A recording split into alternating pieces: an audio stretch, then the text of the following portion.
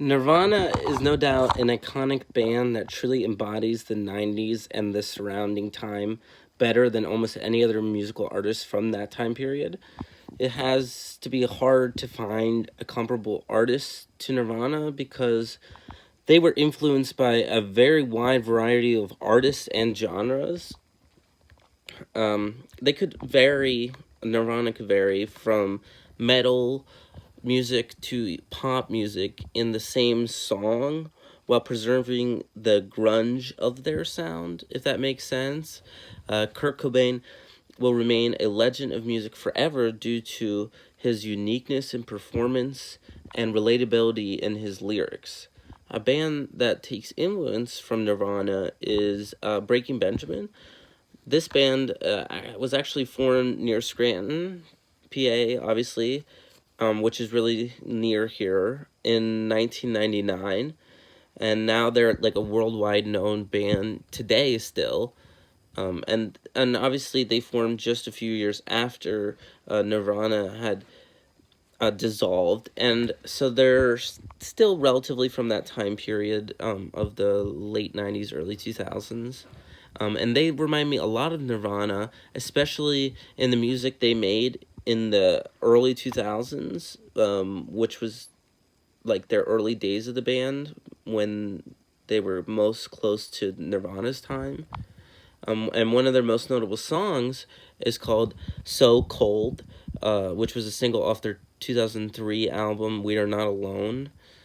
This song had among the longest lasting times on the mainstream rock chart, which I think it lasted 62 weeks, which is kind of crazy to think that a song could last on any chart that for that long, and especially a reputable chart like the mainstream rock chart.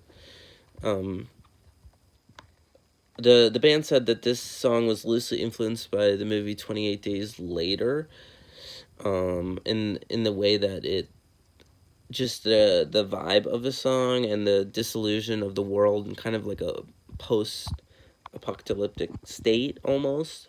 Um, this song seems to allude to a world of confusion and desolation, saying in the song, in the verse, if you find your family, don't you cry in this land of make believe, dead and dry. So it's kind of painting this environment of like a post tragedy world where people are alone and confused. And the chorus takes the form of pleading with the listener to show me how it ends and to show me how defenseless you really are, satisfied and empty inside. Then the course ends with a sense of hope, calm, and contentment by saying, that's all right, let's give this another try. So the lead singer is saying, even with all that and you feeling hopeless and empty, um, it's okay. Um, you're not alone, like the album is called, We Are Not Alone. And we should give this another try, as in giving this world another try, giving this life another try. And this, then, like I was saying, this makes me feel as if in a world of confusion and loneliness, it's going to be okay, and we should continue to try and work together for a better world. The song ends by repeating, it's all right, repeatedly over and over to reassure the listener that things are going to be okay, no matter how bad they may seem. And I chose a song because the vibe is straight out of Nirvana's grunge style, providing a lot of hopelessness that vibe can give, while also making you feel kind of calm and reassured that things are going to be all right. Um, and I think that this song has heavy influences in Nirvana and their style in the way that it sounds and the atmosphere that it creates. And for the second question, regarding concerts, I this fall I've been going to a lot more concerts than I ever have before, and 2 weekends ago I traveled to Pittsburgh to attend a concert with my cousin. We saw three of these hardcore metal bands play in a very small venue, which was packed with a bunch of people eager to go crazy for a few hours, which is not really my scene, but it can be fun every now and then. And it was my first time seeing the three bands that were there, Counterparts, Varials, and Stray from the Path play. And it was overall a very fun experience. The energy was extremely high throughout the night, with each band providing different interesting elements to the experience. And like you were asking, how this artist or these artists perform uniquely and differently and enthusiastic. So examples were that, like, Varial's lead singer, he actually jumped into the crowd at one point and sang while being held up by the fans, which was really cool and entertaining to see him sing while, like, laying on top of everybody holding him up.